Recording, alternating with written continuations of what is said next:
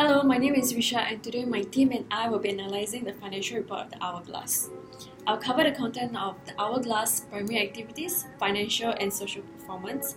Then Kelvin will divert your attention to the figures in the profit and loss and other comprehensive income.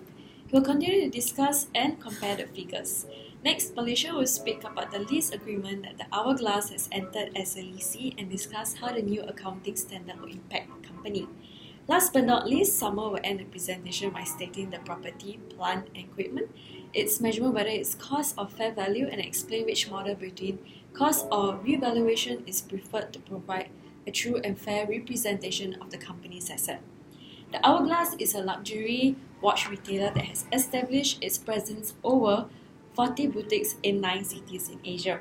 It has its finest collection of 50 brands, and they strive to provide a top-notch service to sell watches.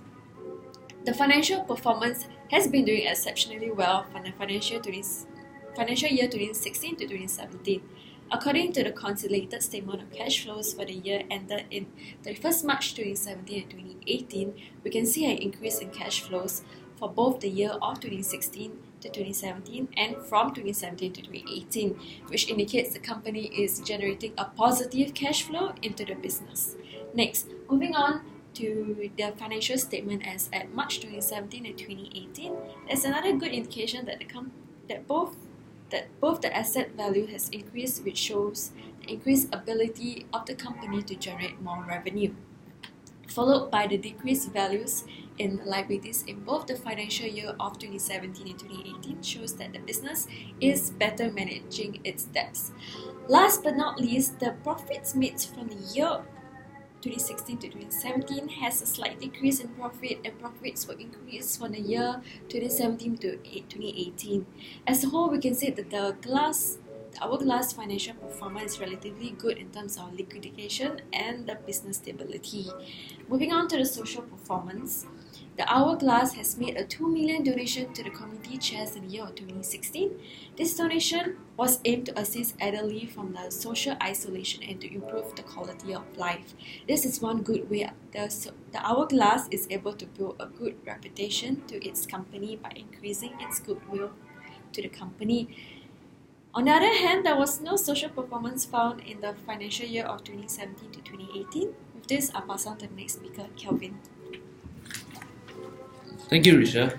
And I'm Kelvin. I'll be presenting the comparison of the profit and loss statement and other comprehensive income statement between financial year 2018 and 2017, and further discuss the nature of difference occurred.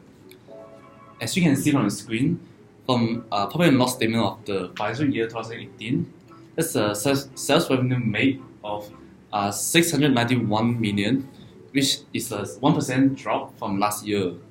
And also there's other income drop in under the revenue component, which contribute to a total drop in total revenue.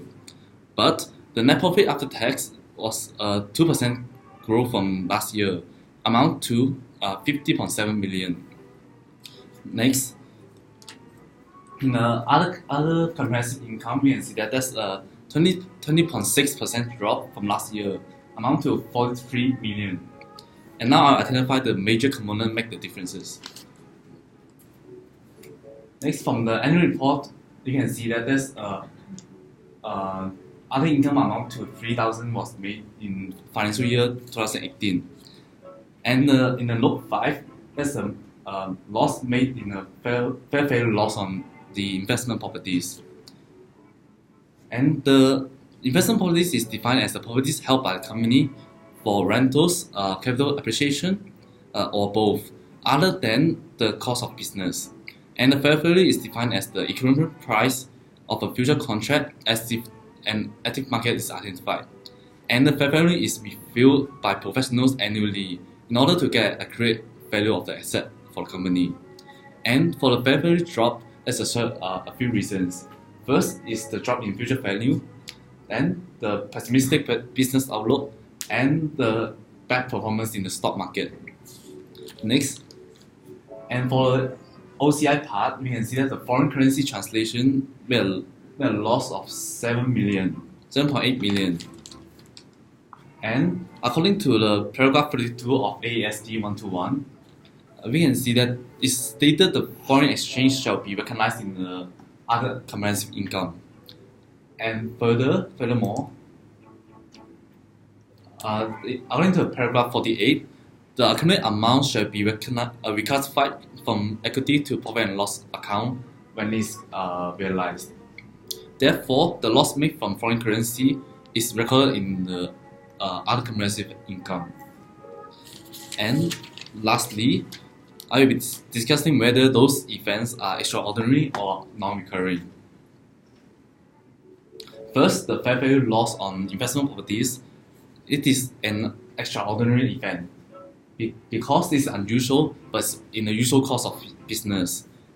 But this largely depends on the external factors and power by the variation of other professionals.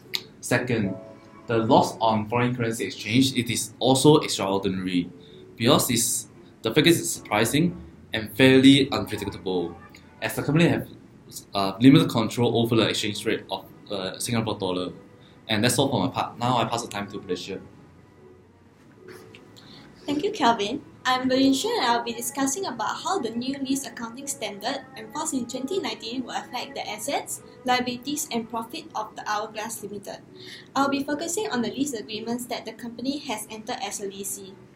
The key differences between the previous lease accounting standard AASB 17 and the new lease accounting standard AASB 16 are the definition of lease and the accounting treatment by lessees. I will now talk about the first point. Unlike AASB 17, AASB 16 defines a lease as a contract or part of a contract that conveys the right to use an asset for a period of time in exchange for consideration. There are 2 points to consider while determining if a contract has the right to control of the use of an asset. The first one is the right to obtain substantially all of the economic benefits from the use of the identified asset. This means that the control of the asset is dependent on the customer obtaining substantially all of the economic benefits throughout the period it is used, including benefits obtained indirectly such as through subleases. The second one is the right to direct the use of the asset. This right arises either when the customer has the right to direct how and for what purpose the asset is used throughout the period of use, or when relevant decisions about the purpose of the asset and how it is used are predetermined in the contract. The customer should either have the right to operate the asset and direct others to operate the asset in a manner it determines, without the supplier having the right to change those operating instructions, or design the asset, regardless of the extent, in a way that predetermines how and for what purpose the asset will be used throughout the period of use. The adoption of AASB 16 will have significant impacts on the company's assets, liabilities, and profit. Firstly, the requirement of recognizing almost all off-balance sheet leases as a right-to-use asset will cause the lease assets of the company to increase. This will in turn lead to a rise in the company's total assets. Secondly, the requirement of recognizing a respective lease liability will cause the financial liabilities of the company to increase, which will in turn lead to a rise in the company's total liabilities. Lastly, the company's earnings before interest, tax, depreciation, and amortization will rise as operating costs included in operating expenses will be replaced by interest and depreciation expenses. As a result, this will cause the profit of the company to increase. So these are the effects of adopting AASB 16 on the assets, liabilities, and profits of the Hourglass Limited. Now, I'll pass on the time to the last speaker, Summer, who will be talking more about the property, plant, and equipment of the company. Thank you, Malaysia. I am Summer and I'll be sharing on the property, plant, and equipment of the Hourglass. Items that are included in the property, plant, and equipment of Hourglass are freehold premises, leasehold premises, furniture and equipment, and motor vehicles. Next, I will explain if these items are measured according to cost of fair value. All of the items of property, plant, and equipment of the Hourglass are initially recorded at cost. Subsequently to recognition, property, plant, and equipment are measured at cost less accumulated depreciation and accumulated impairment losses. Premises held on a 999-year lease are regarded as equivalent to freehold and are included within freehold premises under property, plant, and equipment.